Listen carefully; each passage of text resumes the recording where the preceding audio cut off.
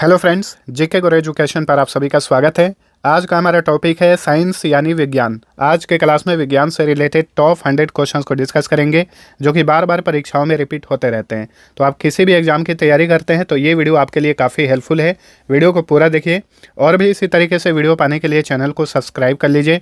और आज का ये वीडियो पसंद आता है तो लाइक और शेयर जरूर करना। तो अब चलिए शुरू करते हैं। तो आज का पहला और मोस्ट इम्पोर्टेंट क्वेश्चन है, मानव का सामान्य रक्तदाब कितना होता है? रक्तदाब यानी ब्लड प्रेशर। तो देखिए, मानव का सामान्य रक्तदाब होता है 120/80 mm ऑफ Hg। और ये Hg क्या है? ये है पारा, मर्क्यूरी यानी पारा। पारा को Hg से सूचित किया जाता है। तो मानव का सामान्य रक्तदाब होता है 120/80 मिलीमीटर ऑफ मर्क्यूरी। रक्तदाब को किस यंत्र से मापा जाता है? कई बार पूछा जाता है। तो एस्फिग्मोमैनोमीटर, इस यंत्र का नाम है एस्फिग्मोमैनोमीटर। इसी से ब्लड प्रेशर को मापा जाता है। देखिए, रक्त की बात करें तो रक्त का पीएच मान होता है 7.4। एक वयस्क मानव में औसतन रक्त कितना होता है? 5 से 6 लीटर। और प्रतिशत में पूछे कि मानव शरीर का लगभग कितना प्रतिशत भाग ब्लड होता है यानी रक्त होता है, तो 7% भाग याद रखिए। चलिए अगला क्वेश्चन, एंजाइम मूल रूप से क्या होता है? तो एंजाइम मूल रूप से प्रोटीन होता है। ऑप्शन बी सही उत्तर है। ठीक है, हमारे शरीर की जो ग्रंथियां हैं और वो ग्रंथियां जो रस स्रावित करती है उसे एंजाइम कहा जाता है। जैसे कि मैं आप सभी को बताता हूँ कि लार ग्रंथि से कौन सा एंजाइम स्रावित होता है, उसका नाम है टॉयलिन। पूछा जाता है, याद रखिए। अग्नाशय से कौन सा एंजाइम स्रावित होता है? ट्रिप्सिन या ट्रिप्सन, एमाइलेज, इसके अलावा लाइपेज इत्यादि। ठीक है, ट्रिप्सिन, एमाइलेज, लाइपेज, ये सारे एंजाइम अग्नाशय यानी पैनक्रियाज से स्रावित होते हैं। और टॉयलिन नामक जो एंजाइम है लार ग्रंथि से स्रावित होता है। तो याद रखिए, एंजाइम क्या है? ये एक प्रोटीन है। प्लास्टर ऑफ पेरिस का रासायनिक नाम क्या है? प्लास्टर ऑफ पेरिस का रासायनिक नाम होता है कैल्शियम सल्फेट हेमीहाइड्रेट।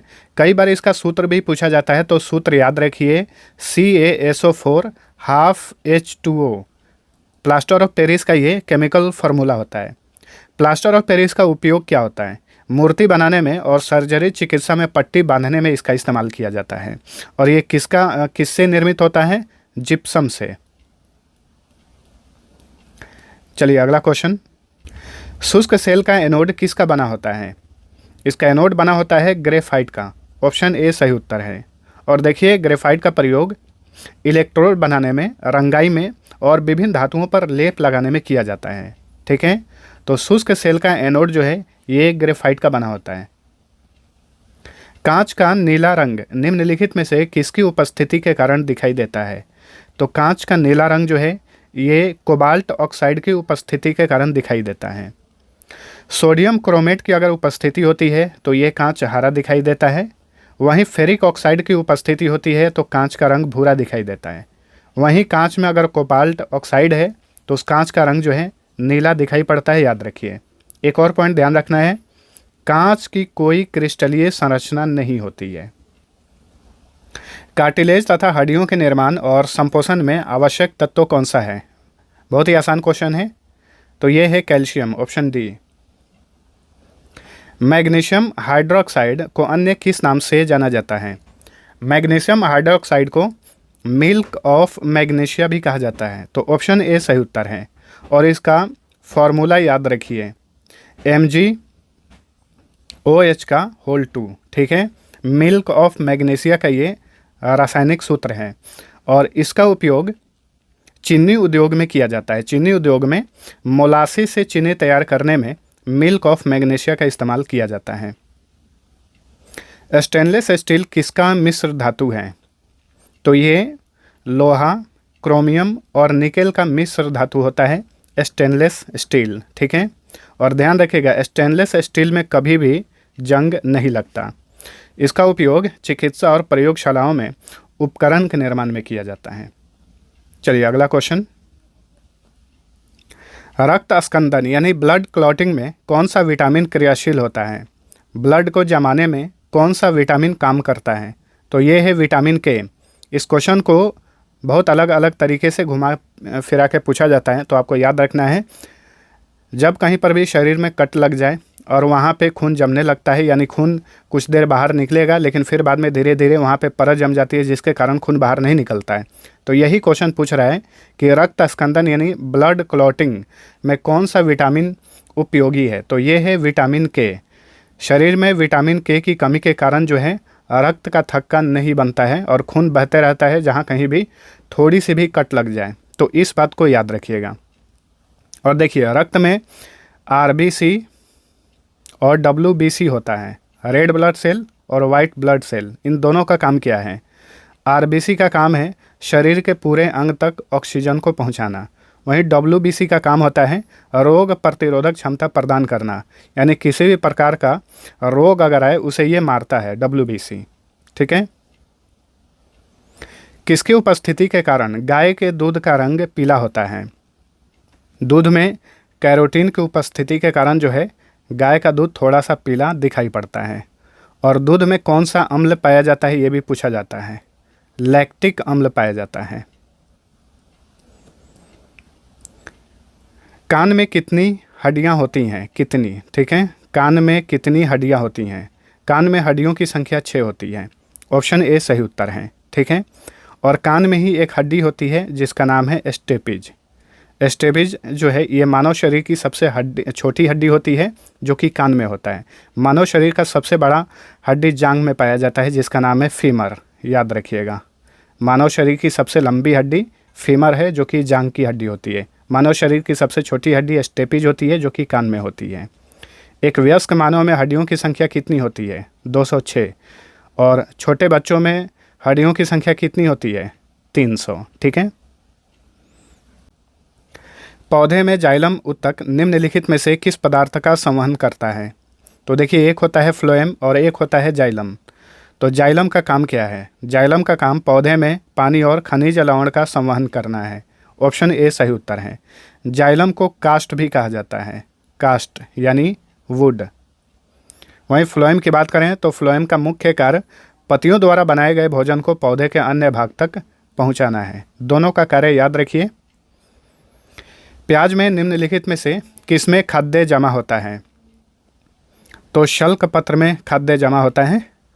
प्याज में गुणसूत्रों की संख्या कितनी होती है? 16। चलिए अगला क्वेश्चन। लाल रुधिर कोशिकाओं यानी आरबीसी, रेड ब्लड सेल्स का निर्माण निम्नलिखित में से किसके द्वारा किया जाता है? तो बताइए, शरीर में आरबीसी का निर्माण कहाँ पर होता है? अस्थि मज्जा में यानी बोन मैरो में। पदार्थ की अति चालकता कब उत्पन्न होती है? पदार्थ की अति चालकता यानी सुपर कंडक्टिविटी कब उत्पन्न होती है? जब उसे अति निम्न ताप तक ठंडा किया जाता है तभी पदार्थ की अति चालकता उत्पन्न होती है। और अति चालकता यानी सुपर कंडक्टिविटी की खोज किसने की थी? नोट करिए, कैमरलिंग ओन्स, ये एक वैज्ञानिक थे, इन्होंने ही अति चालकता की खोज की थी। चलिए अगला क्वेश्चन। गायरोस्कोप किस सिद्धांत पर आधारित है? गायरोस्कोप जो है ये कोणीय संवेग संरक्षण के सिद्धांत पर काम करता है। Option B right answer. और गायरोस्कोप की खोज किसने की थी? उनका नाम है जोहान बोनेनबर्गर। जोहान बोनेनबर्गर उस साइंटिस्ट का नाम है जिन्होंने गायरोस्कोप की खोज की थी। इसका उपयोग क्या है? तो गायरोस्कोप का उपयोग घूर्णन एवं कोणीय वेग ज्ञात करने में किया जाता है। पृथ्वी के समानांतर घूमता हुआ एक कृत्रिम उपग्रह यानी सैटेलाइट नीचे नहीं गिरता है क्योंकि पृथ्वी का आकर्षण क्या होता है? पृथ्वी का आकर्षण इसकी वक्र मार्ग पर गति के लिए त्वरण उत्पन्न करते रहता है, जिसके कारण जो है सैटेलाइट पृथ्वी के समानांतर ऊपर घूमता है लेकिन पृथ्वी पे नहीं गिरता। एक व्यक्ति लिफ्ट के भीतर एक भार नापने वाली मशीन पर खड़ा है। मशीन का पाठ्यांक न्यूनतम होगा यदि लिफ्ट की गति करेगी। देखिए, इस क्वेश्चन को अच्छे से पढ़िए और समझिए। पूछ रहा है कि एक व्यक्ति मान के चलिए लिफ्ट में है और वो एक भार नापने वाली मशीन पर खड़ा है। अचानक से अगर मशीन भार कम बताने लगे, इसका क्या मतलब है? तो देखिए, इसका मतलब होता है कि लिफ्ट मुक्त रूप से नीचे की ओर जाती है तभी इंसान जो है अपना भार कम महसूस करता है। तो ऑप्शन डी सही होगा। एक ड्रम को खींचने की अपेक्षा लुढ़काना आसान होता है क्योंकि लोटनी घर्षण का मान सर्पी घर्षण से कम होता है। लोटनी यानी लुढ़काना और सर्पी यानी उसे खींचना, घसीटना।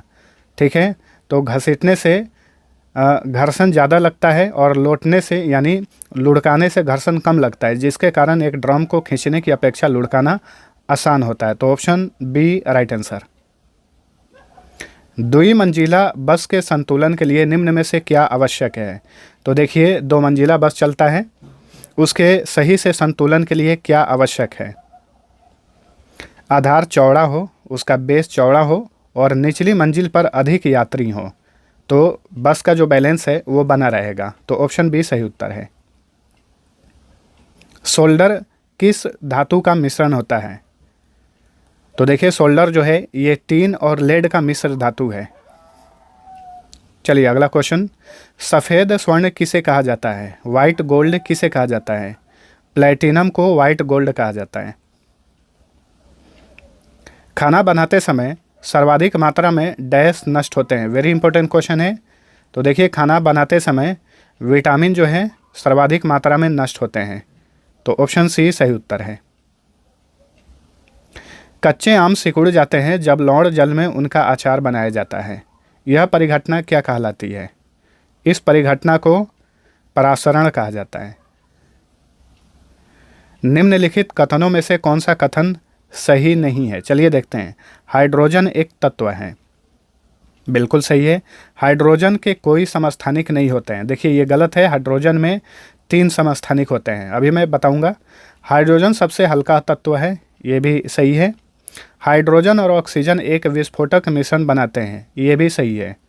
तो देखिए, option B right answer. Hydrogen के कोई समस्थानिक नहीं होते हैं, ये गलत है। 3 समस्थानिक होते हैं। कौन कौन से? प्रोटियम होता है, ड्यूटेरियम होता है और ट्राइटियम होता है। खाद्य पदार्थों के परिरक्षण यानी प्रिजर्व के लिए प्रयोग में लाया जाने वाला रसायन कौन सा है? इसका नाम है सोडियम बेंजोएट। जल को मृदु बनाने में किसका उपयोग किया जाता है? जल को मृदु बनाने में जियोलाइट का इस्तेमाल किया जाता है। निम्नलिखित में से कौन सा एक संश्लिष्ट यानी सिंथेटिक पॉलीमर है? तो ये है पॉलीस्टाइरिन। ठीक है, पॉलीस्टाइरिन जो है ये एक सिंथेटिक पॉलीमर होता है। थायरॉक्सिन हार्मोन किस ग्रंथि द्वारा स्रावित होता है? तो देखिए, थायरॉक्सिन हार्मोन जो है ये थायराइड ग्रंथि द्वारा स्रावित होता है। और थायराइड ग्रंथि को हिंदी में क्या बोलते हैं? अवटु ग्रंथि। तो option D right answer. Piyush ग्रंथि ये मस्तिष्क में होता है और शरीर का सबसे छोटा ग्रंथि है पीयूष ग्रंथि, जिसे पिट्यूटरी ग्लैंड भी कहा जाता है। ठीक है, प्रत्येक क्रिया के बराबर व विपरीत दिशा में एक प्रतिक्रिया होती है। ये न्यूटन का कौन सा नियम है? ये न्यूटन का तृतीय नियम है। Option C right answer. उगते और डूबते समय सूर्य लाल प्रतीत होता है, क्यों?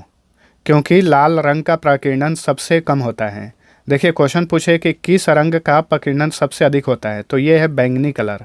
वहीं लाल रंग का प्रकीर्णन जो है सबसे कम होता है, इसी वजह से उगते और डूबते वक्त सूर्य लाल दिखाई पड़ता है।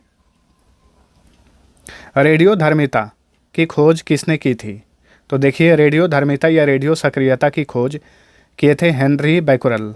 Option B right answer. इन्होंने इसकी खोज कब की थी? 1896 में। अगर आपसे क्वेश्चन पूछे कि रेडियम की खोज किसने की थी, तो रेडियम की खोज की थी मैरी क्यूरी, जो कि हेनरी बैकुरल की पत्नी थी।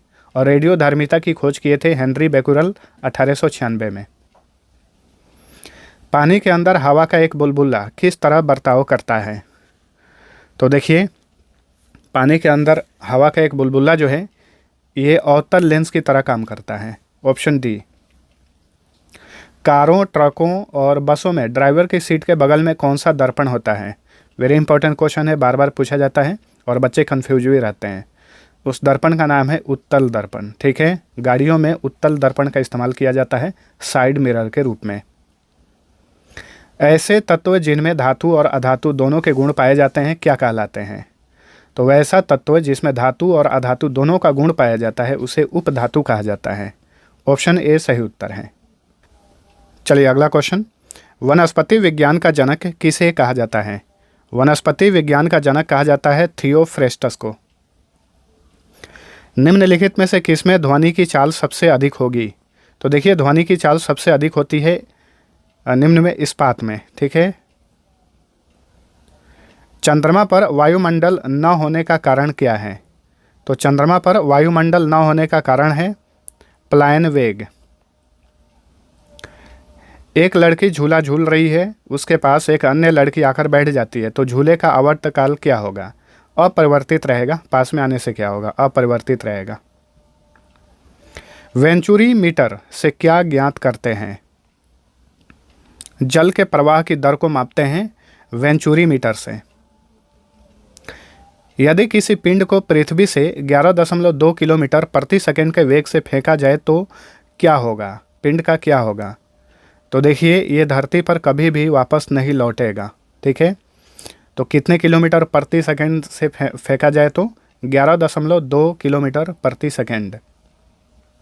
उपग्रह में समय ज्ञात करने के लिए अंतरिक्ष यात्री को क्या प्रयोग करना चाहिए?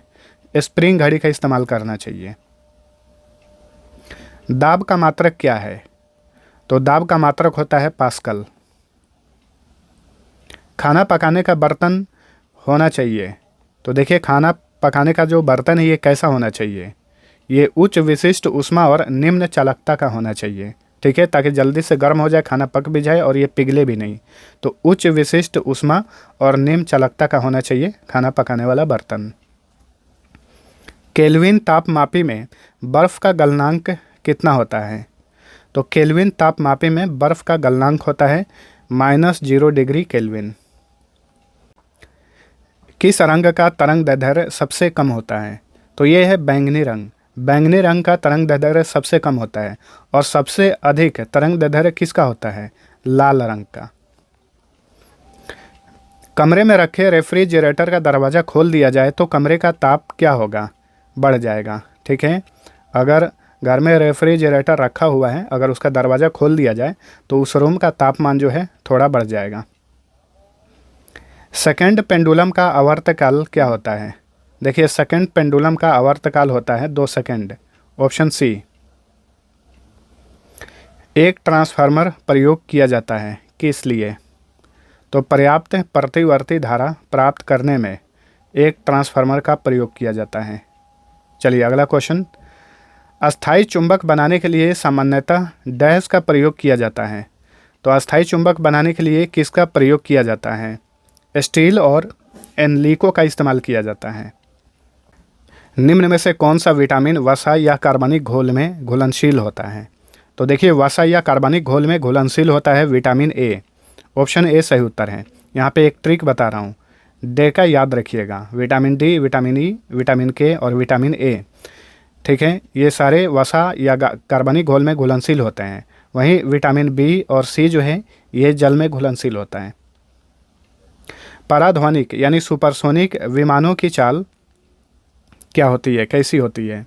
ध्वनि से अधिक, ठीक है। जो सुपरसोनिक विमान या सुपरसोनिक मिसाइल होता है, कुछ भी होता है, उसकी गति ध्वनि से अधिक होती है। निम्नलिखित में से किस पदार्थ में ऑक्सीजन नहीं है? तो यह है मिट्टी का तेल यानी केरोसिन। केरोसिन में ऑक्सीजन नहीं होता है। मानव शरीर में ऊतकों का निर्माण किससे होता है? प्रोटीन से, ठीक है। मानव शरीर में ऊतकों का निर्माण प्रोटीन से होता है। मूत्र का दुर्गंध होना कारण है, क्या कारण है? क्योंकि मानव मूत्र में यूरिया होती है, इसी के कारण उसमें दुर्गंध होता है। मानव शरीर में यूरिया का निर्माण कहाँ पर होता है? तो मानव शरीर में यूरिया का निर्माण होता है लीवर में यानी यकृत में। मानव शरीर में खून के शुद्धिकरण की प्रक्रिया को क्या कहते हैं? तो देखिए मानव शरीर में खून के शुद्धिकरण की प्रक्रिया को डायलिसिस कहा जाता है। जिस व्यक्ति का किडनी यानी वृक्क खराब हो जाता है उसे डायलिसिस पर रखा जाता है। किडनी जो है खून को साफ़ करता है, लेकिन किडनी खराब हो जाए तो खून को साफ़ कौन करेगा? नहीं होगा, तो उस व्यक्ति को डायलिसिस पर रखा जाता है। कार में रेडिएटर का क्या कार्य होता है? इंजन को ठंडा रखना। ठीक है। दूरदृष्टि दोष से पीड़ित व्यक्ति को क्या होता है? दूरदृष्टि दोष जिसे होता है उसके निकट की वस्तुएं दिखाई नहीं देती हैं। ऑप्शन ए सही उत्तर है। और निकट दृष्टि दोष में दूर की वस्तु दिखाई नहीं देती है। तारे किस कारण से टिमटिमाते हैं? तो देखिए, तारे जो हैं ये प्रकाश के अपवर्तन के कारण टिमटिमाते हैं। Option A. निम्नलिखित में से कौन एक आवेश रहित कण है? तो ये है न्यूट्रॉन, जो कि न्यूट्रल होता है। ये एक आवेश रहित कण है। पौधों की आंतरिक संरचना का अध्ययन क्या कहलाता है? इसे पादप शारीरिकी कहा जाता है। ऑप्शन डी राइट आंसर, यानी प्लांट एनाटोमी।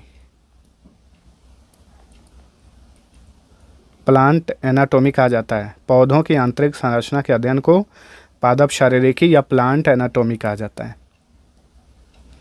निम्न में से किस रंग का अपवर्तनांक सबसे अधिक होता है? तो ये है बैंगनी। ठीक है। वहीं तरंग दैर्ध्य की बात करें तो बैंगनी का तरंग दैर्ध्य सबसे कम होता है। किसी परमाणु का रासायनिक व्यवहार निर्भर करता है उसके किस चीज़ पर निर्भर करता है? तो ये न्यूक्लियस के प्रोटॉनों की संख्या पर निर्भर करता है। Option C. वह कौन ऐसी धातु है जिसे कुछ समय के लिए हवा में छोड़ देने पर उस पर हरे कार्बोनेट की परत चढ़ जाती है? वो कौन ऐसा धातु है जिसे कुछ समय के लिए हवा में वायुमंडल में छोड़ देने पर उस पर हरे कार्बोनेट की परत चढ़ जाती है? तो ये है कॉपर। ऑप्शन ए सही उत्तर है। चलिए अगला क्वेश्चन। निम्न में से किसमें शीशे की मात्रा अधिक पाई जाती है? उच्च ऑक्टेन वाले ईंधन में शीशे की मात्रा अधिक पाई जाती है। स्टील में कार्बन का प्रतिशत कितना होता है? तो देखिए, स्टील में कार्बन का प्रतिशत होता है 0.1% से लेकर 1.5% तक। रडार की कार्य प्रणाली निम्न में से किस सिद्धांत पर आधारित है? रडार। ठीक है, रडार आप सभी को पता होगा, डिफेंस के लिए इस्तेमाल किया जाता है। रेडियो तरंगों के परावर्तन पर आधारित है। लोहे में जंग लगने के लिए किसकी आवश्यकता होती है? लोहे में जंग क्यों लगता है? तो देखिए, लोहा जो जब भी ऑक्सीजन और जल के संपर्क में आता है तो इस पर जंग लगता है, यानी लोहे पर जंग लगने के लिए ऑक्सीजन और जल होना चाहिए।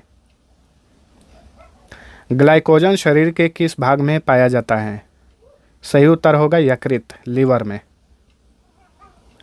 किस बीमारी में स्मरण शक्ति यानी याददाश्त पूरी तरीके से नष्ट हो जाती है? अमनेसिया में। ठीक है, अमनेसिया कब होता है? जब चोट लगता है तो उसमें क्या होती है? स्मरण शक्ति नष्ट हो जाती है, याददाश्त खत्म हो जाता है, जब भी अमनेसिया नामक रोग होता है। लेंस की क्षमता का मात्रक क्या है? तो लेंस की क्षमता का मात्रक होता है डायोप्टर। अगला क्वेश्चन, विद्युत आवेश का मात्रक क्या होता है? कूलॉम। बर्तन बनाने में प्रयुक्त जर्मन सिल्वर डैश का एक मिश्र धातु है। तो देखिए, बर्तन बनाने में जर्मन सिल्वर का इस्तेमाल किया जाता है और ये किसका मिश्र धातु है? तो ये कॉपर, जिंक और निकेल का मिश्र धातु होता है जर्मन सिल्वर। निम्नलिखित में से वह धातु कौन सी है जिसका प्रयोग विद्युत चुंबक के रूप में नहीं किया जा सकता है? तो ये है तांबा। इसके अलावा लोहा, निकेल, कोबाल्ट का इस्तेमाल जो है विद्युत चुंबक के रूप में किया जा सकता है, लेकिन तांबा का नहीं। ग्रेफाइट की अपेक्षा हीरा अधिक कठोर होता है, इसका कारण क्या है? तो इसका कारण है हीरे की चतुष्फलीय संरचना। विटीकल्चर के द्वारा निम्नलिखित में से कौन एक उत्पादित होता है? विटीकल्चर में अंगूर का उत्पादन किया जाता है। निपेंथिस खासियाना यानी घटपर्णी नामक दुर्लभ एवं अपातीय पौधा किस राज्य में पाया जाता है? तो देखिए, घटपर्णी नामक एक दुर्लभ पौधा पाया जाता है मेघालय राज्य में। Option B. निम्न में से कौन एक जैव उर्वरक का स्रोत है? तो ये है एजोला, जो कि एक फंड है। ये जैव उर्वरक का स्रोत होता है एजोला। दलदल में फंसे व्यक्ति को लेट जाने की सलाह दी जाती है, क्योंकि लेट जाने से क्या होता है? क्षेत्रफल अधिक होने के ये होगा ऑप्शन बी होगा, क्षेत्रफल अधिक होने से दाब कम हो जाता है, और जब भी दाब कम होगा तो व्यक्ति दलदल के अंदर नहीं जा पाएगा। तो ऑप्शन बी सही उत्तर होगा, क्षेत्रफल के अधिक होने से दाब कम हो जाता है। प्रोटीन के पाचन में सहायक एंजाइम कौन सा है? ये है ट्रिप्सिन। शुष्क जलवायु के भली भांति अनुकूलित पेड़ पौधे को क्या कहते हैं? जो शुष्क जलवायु में अच्छे से पेड़ पौधे जो उपजते हैं उन्हें क्या कहा जाता है? उन्हें मरुदुभिद कहा जाता है। ठीक है, ऑप्शन ए सही उत्तर है। संसार का सबसे लंबा वृक्ष कौन सा है? तो संसार का सबसे लंबा वृक्ष है सिक्युआ। किस किस्म की मिट्टी में जिप्सम का प्रयोग करके उसे फसल उगाने के लायक बनाया जाता है? किस किस्म की मिट्टी में जिप्सम का प्रयोग करके उसे फसल उगाने के लायक बनाया जाता है? क्षारीय मिट्टी में। ठीक है, option C right answer. Oil of vitriol का रासायनिक नाम क्या है? इसका रासायनिक नाम है सल्फ्यूरिक अम्ल। नाभिकीय विखंडन में ऊर्जा किस रूप में निकलती है? इसमें ऊर्जा ऊष्मा के रूप में निकलती है। रेडियोधर्मिता किसका विखंडन है? तो देखिए, रेडियोधर्मिता की खोज किए थे हेनरी बैकुरल, और रेडियोधर्मिता किसका विखंडन है? नाभिकीय विखंडन है, न्यूक्लियस विखंडन। कांच क्या है? तो देखिए, कांच एक अति शीतित तरल होता है। फोटोग्राफी की फिल्म बनाने के लिए निम्न में से किसका प्रयोग किया जाता है? सिल्वर ब्रोमाइड का, ऑप्शन सी। चलिए अगला क्वेश्चन। अम्लीय वर्षा में प्रायः क्या अधिक मात्रा में पाया जाता है? तो अम्लीय वर्षा में अधिक मात्रा में सल्फ्यूरिक अम्ल पाया जाता है। तो ऑप्शन ए सही उत्तर है। रिचार्जेबल सेल में सेल के भीतर किस प्रकार की ऊर्जा भंडारित होती है? तो देखिए, रिचार्जेबल सेल में रासायनिक ऊर्जा भंडारित होती है। मच्छर भगाने वाली दवाओं में कौन सा रसायन मौजूद होता है? मच्छर भगाने वाली दवाओं में जो रसायन मौजूद होता है उसका नाम है एलिथ्रिन। अवतल लेंस हमेशा किस प्रकार का प्रतिबिंब बनाता है? आभासी। ठीक है, आभासी मगर सीधा। अवतल लेंस अक्सर आभासी और सीधा प्रतिबिंब बनाता है। एक सामान्य नेत्र के लिए सुस्पष्ट दृष्टि की न्यूनतम दूरी क्या है? तो एक सामान्य नेत्र के लिए स्पष्ट दिखाई देने की न्यूनतम दूरी है 25 सेंटीमीटर, ऑप्शन सी। चलिए अगला क्वेश्चन है। रडार का आविष्कार किसने किया था? रडार का आविष्कार किए थे रॉबर्ट वाटसन वाट। एक्स किरणें यानी एक्स रेज किस प्रकार की तरंगे हैं? ये विद्युत चुंबकीय तरंगे होती हैं एक्सरेज। एक्सरे किया जाता है, आप सभी को पता होगा। निम्नलिखित में से कौन सा द्रव सर्वाधिक घनी यानी विस्कासी होता है? तो तेल जो है, तेल द्रव का एक रूप है और ये सर्वाधिक घनी विस्कासी होता है। दूध को मथने पर क्रीम अलग हो जाती है, इसका कारण क्या है? क्योंकि अपकेंद्रीय बल लगता है। दूध को जब भी मथा जाता है अपकेंद्रीय बल लगने के कारण उसमें से क्रीम अलग हो जाता है। चलिए अगला क्वेश्चन। पहाड़ों पर जल कम तापमान पर भी उबलने लगता है, क्यों? क्योंकि पहाड़ों पर वायु दाब कम होता है। तो ऑप्शन बी सही उत्तर होगा। अगला क्वेश्चन। डायनामो एक यंत्र है जो क्या करता है? डायनामो जो है ये यांत्रिक ऊर्जा को विद्युत ऊर्जा में परिवर्तित करता है। तो देखिए फ्रेंड्स, ये थे हमारे आज के साइंस के टॉप 100 क्वेश्चंस। आप सभी को वीडियो पसंद आया है तो लाइक और शेयर जरूर करना, और भी इसी तरीके से वीडियो पाने के लिए चैनल को सब्सक्राइब जरूर करिए। अब आप सभी के लिए एक क्विज है जिसका आंसर आप सभी को कमेंट करके बताना है। क्वेश्चन है कि विद्युत बल्ब का फिलामेंट किसका बना होता है? आंसर कमेंट करके बताइए। मिलते हैं अगले वीडियो में, तब तक के लिए टेक केयर।